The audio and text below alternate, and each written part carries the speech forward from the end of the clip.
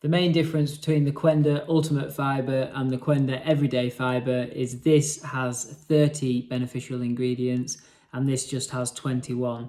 And because it only has 21, it is cheaper. But the whole point of the Ultimate Fibre, it's intended to be taken for a 3 to 4 month period initially. And then when you're happy with your results and if you wanted to continue putting some amazing herbs in your body every single day, that's when you can transition to the everyday fibre.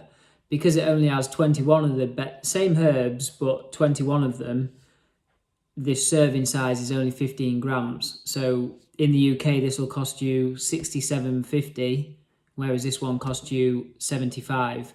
And this one has 30 servings and this one has 25 servings. So just to clarify, you do about 6 tubs, 3 months on this, or 7 tubs, and then you can just have this every day or whenever you feel like it for maintenance.